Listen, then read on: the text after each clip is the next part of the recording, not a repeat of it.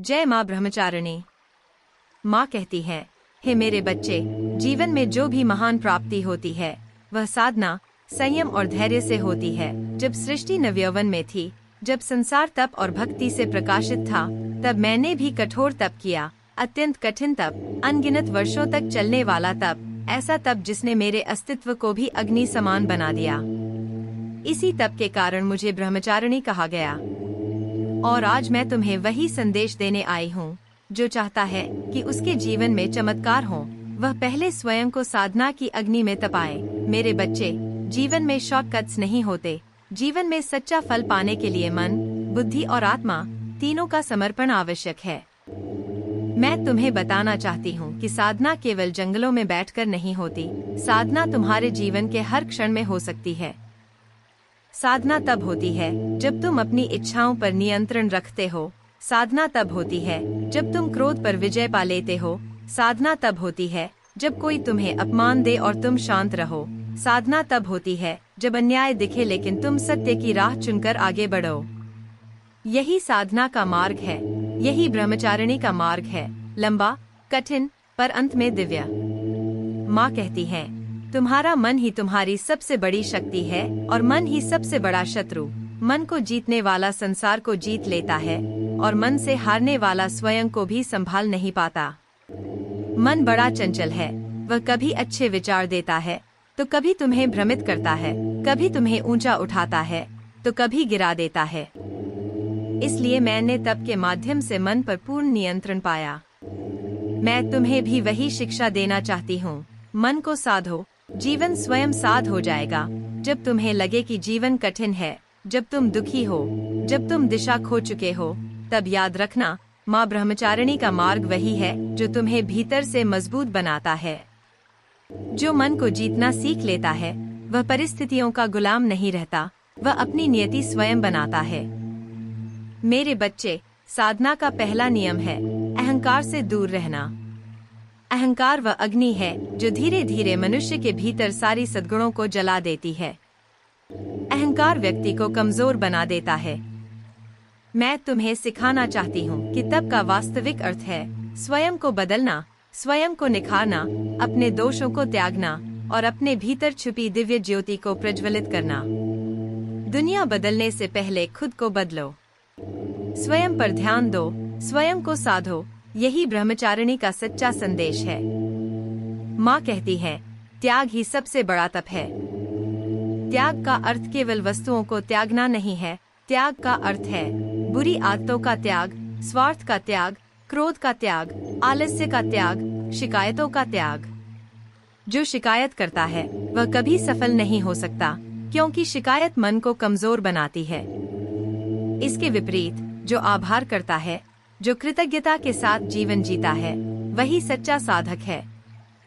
त्याग तुम्हें खाली नहीं करता, बल्कि तुम्हें दिव्य ऊर्जा से भर देता है। माँ कहती है, धैर्य ही साधक का आभूषण है। ब्रह्मचारिणी ने हजारों वर्षों तक कठोर तप किया, न भोजन मांगा, न आराम चाहा, न कोई सुख।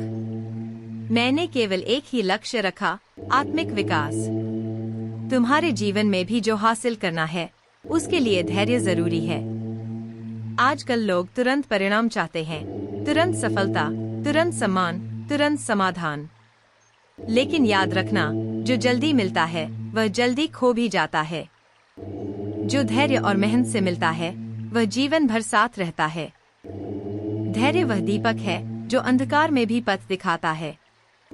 हे मेरे बच्चे, साधना का दूसरा महत्व है निस्वार्थ भक्ति। भक्ति केवल पूजा तक सीमित नहीं है। भक्ति वह है जो तुम्हारे कर्मों में दिखाई दे, तुम्हारे व्यवहार में, तुम्हारे विचारों में, तुम्हारी वाणी में। अगर तुम रोज 100 मंत्र जपते हो लेकिन हृदय में कटुता और मन में छल है, तो वह भक्ति नहीं है।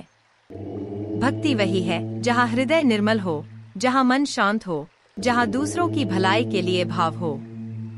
माँ कहती है, तुम्हारे हृदय की गहराई ही मेरी आराधना का मापदंड है। यदि मन पवित्र है तो बिना मंत्र के भी भक्ति पूर्ण हो जाती है। यदि मन अपवित्र है तो हजारों मंत्रों का भी कोई मूल्य नहीं। माँ ब्रह्मचारिणी का संदेश है, साधना का सबसे बड़ा रूप है संयम। संयम वह शक्ति है जो तुम्हें सही दिशा में चलाती है। जो अपने क्रोध पर संयम रख सकता है वह स्वयं भगवान का प्रिय हो जाता है। जो अपनी वाणी पर संयम रखे वही सम्मान पाता है। जो अपने मन पर संयम रखे वह कभी भटकता नहीं। मेरे बच्चे, मैं तुम्हें एक कथा सुनाती हूँ। एक बार एक युवक साधना करने जंगल में गया। उसने सोचा कि वह ध्यान करेगा और कुछ ही दिनों में सिद्धि प्राप्त कर लेगा। लेकिन जैसे ही उसने ध्यान लगाया, मन भटकने लगा। कभी घर की चिंता, कभी संसार का मोह, कभी इंसानों की बातें। वह दुखी हो गया और बोला, माँ, मेरा मन शांत क्यों नहीं होता? मैं ध्यान क्यों नहीं कर पाता? मैंने उससे कहा, मेरे बच्चे, मन को शांत करने के लिए पहले उसे समझना पड़ता है। मन को नियंत्रित करो, तब साधना सहज हो जाएगी। मन को आदेश मत दो, उसे दिशा दो। मन को दबाओ मत, उसे स्थिर करो। मन को भगाओ मत, उसे अपने भीतर स्वीकार करो। युवक ने मेहनत की, ध्यान किया, संयम रखा। धीरे धीरे मन चंचलता छोड़ स्थिर हो गया। उसने समझा, साधना बाहर नहीं, भीतर होती है। हे भक्तों, सुनो, ब्रह्मचारिणी का तीसरा और सबसे गहरा संदेश है। आत्मबल ही सच्चा बल है।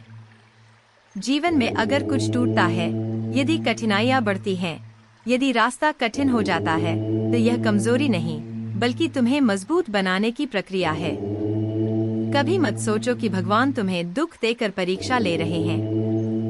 नहीं, माँ तुम्हें दुख देकर नहीं, बल्कि दुख के माध्यम से तुम्हें मजबूत बना रही है। ये याद रखना, गर्म लोहे को हथौड़े की चोटें तोड़ती नहीं, आकार देती हैं। इसी तरह जीवन की कठिनाइयां तुम्हें तोड़ने नहीं, बल्कि तुम्हें गढ़ने आती हैं। कठिनाई का अर्थ है माँ तुम्हें नया रूप दे रही है। मेरे बच्चे, जब भी जीवन में संकट आता है तो यह मत कहो, माँ मेरा बचाव करो, बल्कि कहो, माँ मुझे शक्ति दो कि मैं इस परिस्थिति का सामना कर सकूं। यही ब्रह्मचारिणी की भक्ति है।